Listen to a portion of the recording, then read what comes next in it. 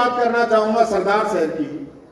Bharatiya Janata party का board है वहां पे, उसके खिलाफ अविश्वास आना था।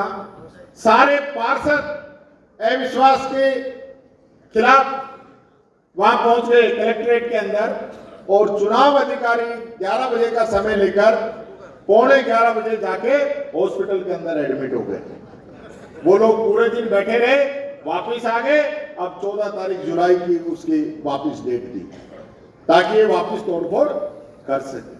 आपने देखा हो इससे पहले भादरा के अंदर सारे पार्षद पहुंच गए वोट डालने, मतदान होना था, वोट डालना था, वोट डालने पहुंच गए। जब वोट डालने पार्षद तो पहुंच गए, लेकिन वोट डलवाने वाला ही नहीं पहुंचा, वो जाके हॉस्पिटल में एडमिट हो गए। चंडीगढ़ में आपने देखा किस प्रकार से वोट डालने के बाद में वोटों को क्रॉस किया जा रहा था। अगर वो कैमरा नहीं होता वहां पे तो पता ही नहीं चलता कि इन्होंने तो कोई पोलिंग में वोटिंग में इधर से उधर कर दी होगी। ये संविधान पे लगातार हमले किए जा रहे। आप कितने मेहनत करोगे फील्ड के अंदर, वोट ही बदल देंगे।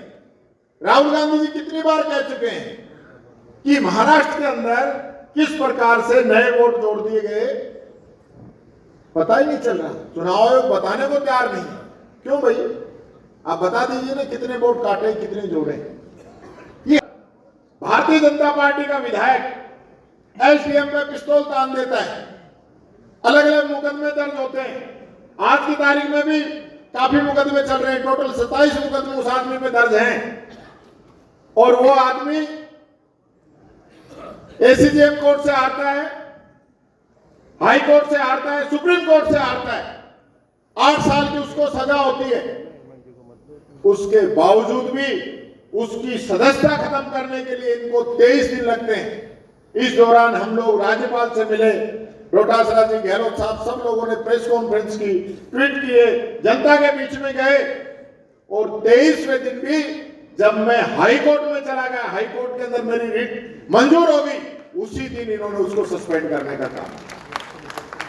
ये संविधान, दो प्रकार का संविधान नहीं हो सकता।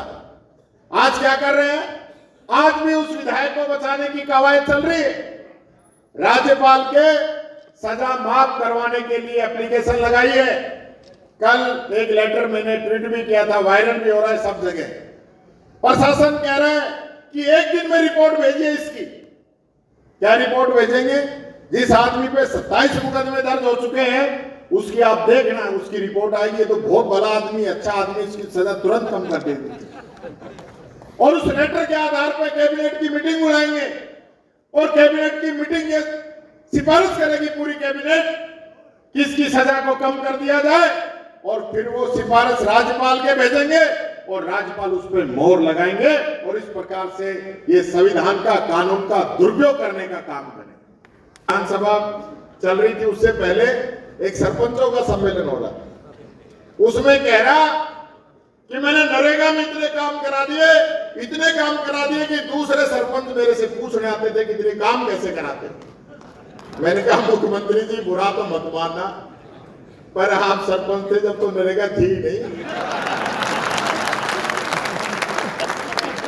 आप उसके रचयिता बाबा साहब अम्बेडकर, जिनकी प्रतिमाएं लगी हुई है, जोधपुर में भी लग रही है, राजस्थान में भी लग रही है, हिंदुस्तान में भी लग रही है।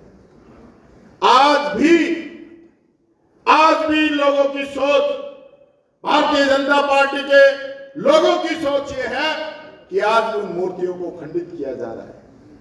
डबल इंजन की सरकार है ना, डबल इंजन की बोलते हैं ना, तो बामनवास के अंदर आज बाबा साहब अम्बेडकर की मूर्ति को फिर खंडित कर दिया गया है।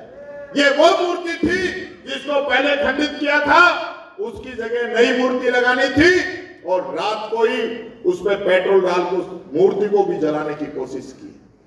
क्या इन लोगों की सोच है? क्या इनकी मानसिकता है?